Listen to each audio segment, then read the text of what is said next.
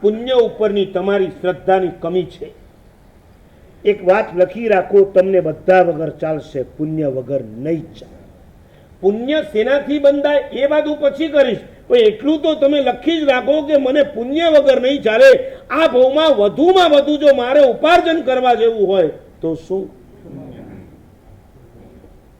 વર્તમાન કાળ બહુ વિષમ છે. એક સરખી 10 વર્ષ તેજી ચાલે છે? ચાલે જ. બધા બજારમાં મંદી આવે કે નહીં આવે?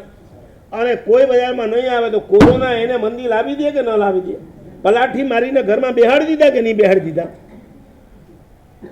આ 5મો વારો છે. હુંડા અવસર પીણીશ, અનંત કાળમાં ન આવી હોય એવી આ અવસર પીણીશ. ભૂંડામાં ભૂંડો કાળ ચાલી રહ્યો છે, કાંઈ ઠેકાણું નથી. તમે એમ માનો તેજીની વખતે રૂપિયા ભેગા કરી લેવાના, ભલા માણસ મંદીમાં બધું જ ઘસાઈને સાફ. લિમિટમાં રહ્યો. ધર્મને એવોઇડ કરીને જ્યારે તમે તમારો સંસાર ચલાવો છો ને ત્યારે અમને વધારે દુઃખ થાય છે. તમારા સંસાર માટે તમે મહેનત કરો એનો અમને કોઈ વાંધો નથી, પણ ધર્મને ગૌણ કરીને જ્યારે તમે તમારો સંસાર ચલાવો છો ત્યારે લાગે તમે જૈન કુળમાં જન્મ લીધા છતાં પણ તમને ધર્મ ઉપર, ભગવાન ઉપર, પ્રભુના પ્રભાવ ઉપર કોઈ શ્રદ્ધા જ નથી. તકલીફમાં આવે ત્યારે તમને યાદ આવે. કોણ યાદ આવે? ત્યારે ભગવાન, ત્યારે ગુરુ મહારાજ, ત્યારે માણીભદ્ર, બધા દેવી દેવતાના ઘરની અંદર આમ ફોટા લાગી જાય અને આમાં ચાલુ થઈ જાય. પોણો કલાક એક પગે ઉભા રહેવાનું કહે તો રહ્યો કે ના રહ્યો? ભેરુજીની સામે ઉભા રહેવાનું છે પોણો કલાક, તો ભેરુજી તમારું આટલું કામ પતાવી દેશે. આહા, અત્યારે તો સારું છે તમે ભેરુજીને બિરાજમાન કર્યા છે, પણ બહુ નાટકો નથી થતા. અમે મુંબઈમાં ગયા, નામ અપાય એવા નથી એવા ગામોની અંદર રાતના 12 વાગ્યા સુધી ભેરુજીની ભક્તિ ચાલે. મને તો ક્યારેક એમ થાય સારું છે ભેરુજી પ્રગટ નથી થતા. ભેરુજી જો પ્રગટ થાય ને એક લાફો મારે તો હરામખોર, હું જેની ભક્તિ કરું છું એને છોડીને તું મારી ભક્તિ કરવા બેઠો છે. સારું છે બધા સૂતા છે. દેવાધિદેવને છોડીને તમે કેટલાની પાછળ પાગલ બનો છો. વિરોધ નથી. હું એ રોજ બધાને ધર્મ લાભ આપું છું.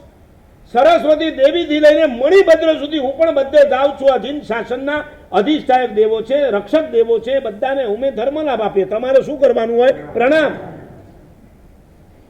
પણ પાગલ તો કોની પાછળ થવાનું હોય? પ્રભુની પાછળ. સારું છે નવસારીમાં એટલું વળી વિવેક છે, પણ જોઈએ તેટલી પ્રભુ પ્રત્યેની શ્રદ્ધામાં હજી કચાશ છે. એ પ્રભુના પ્રભાવ સુધી પહોંચવા માટે અહીંથી ઉપર ઉઠો. પૈસા કરતા શું ચડે છે? પુણ્ય. જ્યારે જ્યારે જીવનમાં તકલીફ આવે ત્યારે કોઈનો વાંક કાઢવા કરતા આટલું જ બોલો, આજે આપણું પુણ્ય ખોટ્યું છે. 10 વખત એક પાર્ટીને ફોન કરો ને છતાં ફોન ન લે તો ભડાસ કોના પર કાઢવાની? ગેસ હાલો લેતો નથી ક્યારનો. સુરતી કેટલી નીકળી જાય? કેટલી નીકળી જાય? ઓલો સાંભળે છે? ઓલો સાંભળે છે ખરો? નથી સાંભળો તો કોને સંભળાવો? ભીતને સંભળાવો. કોઈ ફોન નથી લેતો, પુણ્ય પરવાર્યું. કોઈને બોલાવ્યા નથી આવતો, પુણ્ય પરવાર્યું.